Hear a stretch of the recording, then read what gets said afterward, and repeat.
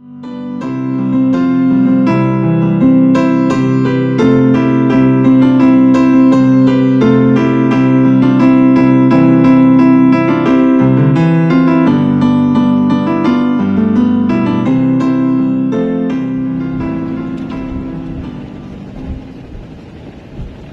morning. So our Advent word today is the word wash, and we know the scriptures of being washed by the blood of the Lamb, being cleansed by Jesus. I'm out here across the street from a car wash this morning because we just had the snow recently, and I was thinking about that in terms of how crowded car washes can get right after a snow.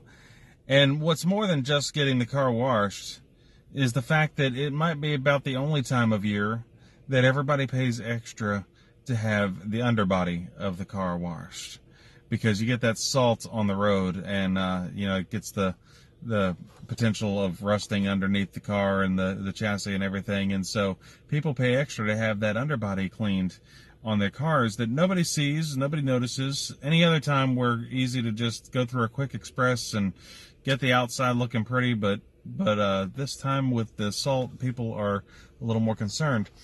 And I thought about that because salt in and of itself, the salt that we're trying to wash off of the underneath of our cars, is in and of itself something that's used for cleaning, something that's used to keep the roads clean, to keep the ice off the roads, and to maybe not wash, but certainly to keep the roads clean. And in general, when you think about the things that we use to wash, the soaps and all of the different chemicals that we use for cleaning and washing, have you ever noticed that cleaning supplies, when they get spilled in the wrong place, tend to be the hardest things to clean up? Just like the salt on the road that gets up underneath the car, and you got to get that all cleaned off. You spill a bottle of soap, and man, it is a mess to clean up. Because it just keeps foaming and keeps bubbling, keeps building up more and more. You see the stories of the kid that put too much detergent in the wash machine, and it bubbles over, and you just end up with this mess of soap bubbles, and that's sometimes harder to clean up than the actual mess. And I thought about that because I thought about how hard we work to keep the outside of our lives clean, to wash the surface, especially as Christians, to make everything look good. As Jesus, that what's in the cup really is what matters, not so much of the surface. And that they don't even realize that there's junk inside that needs to be cleansed. And so, thinking about that, what are the things in our lives that we do to try to make ourselves look clean, to make ourselves feel clean as Christians? That we go to church, so that automatically makes us a little bit cleaner than all those people that don't go to church. We say our prayers, so that makes us a little bit cleaner than those people who don't pray. Or we believe in God, so that makes us just a little bit cleaner than those people who don't believe in God. At least that's how we act and how we talk sometimes. But that's just the outside of the cup. That's just washing the hands. What about the inside? What about all the junk that nobody sees? Are we being cleansed of that? Or are we just keeping up surface appearances? I remember doing communion one time. I probably freaked out the communion stewards because I was at another church, and it just occurred to me, we have these nice, beautiful white cloths that have been laundered and dry cleaned and everything that go over the communion. And I thought, as here we are taking the body and the blood of Christ and saying that we're being washed in his blood, cleansed by his blood. But bloodstains, if you get a cut, or if you fall, scrape your knee, whatever, and you get bloodstains on clothes, they can be really hard to get out. And so it occurred to me that maybe that pure white cloth isn't exactly the image we're going for here. It occurred to me that what if we need to be stained a little bit more? What if being cleansed means being covered in the bloodstains of Jesus? And so I took that white cloth and I dunked it in that grape juice. I could just see the gasp on the congregation of the fact that I stained this nice white cloth. Now it came out, so no fear, it came out easily enough. But I held up that stained cloth and said, what if being clean looks more like this?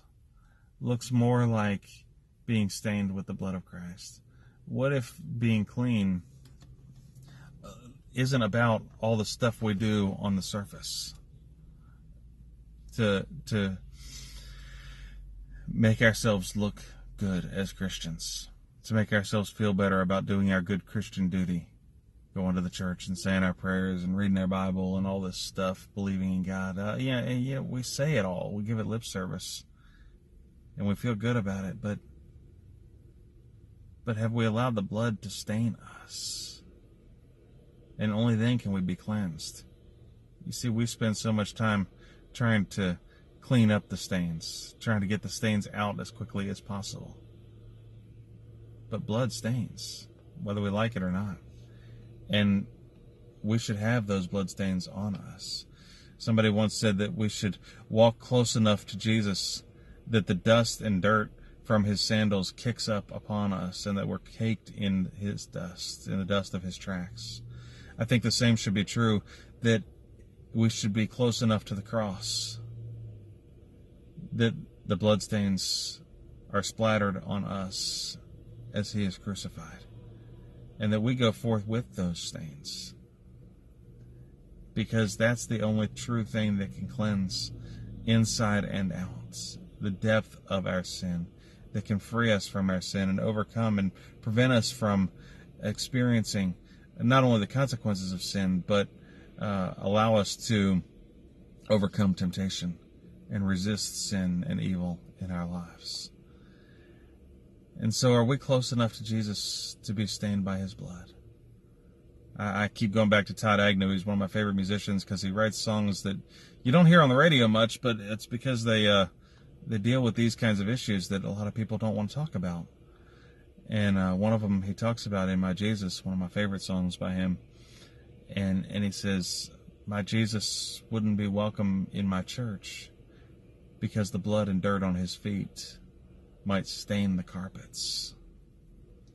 Friends, I wonder if the carpets of our church need to be stained a little bit more. I wonder if the carpets of our lives, of our, quote, Christian lives, need to be stained just a little bit more with the blood of Jesus. Because only then can we be truly washed and made clean. And so let's pray. Lord, help us to stop putting on the surface act, to stop just cleaning the surface. Lord, maybe as some people say, we need a church detox to have the cleaning solutions that we have applied washed off, to have the salt that we have applied from all of our good spiritual acts to be cleaned out from the underbody, so that we don't rust away while looking beautiful on the surface like good church members should. Maybe we need to wash that away for a little bit. Not that we stop going to church or stop praying or stop doing all these spiritual things, but maybe we need a deeper cleaning. Maybe we need to be stained just a little bit more by the blood of your Son, so that we can be washed inside and out. And so, Lord, cleanse us so that we can be clean. Wash us by the blood of the Lamb, your sacrifice, so that inside and out, in the depths of our heart and soul, there is no shame. And though we look stained and bloodied and bruised and dirty on the outside because we have walked so close to a Jesus who didn't exactly look clean on the cross, that we know we are truly cleansed. by our faith in you and by your grace in our lives. So we ask all this in his precious name. Wash us and make us clean.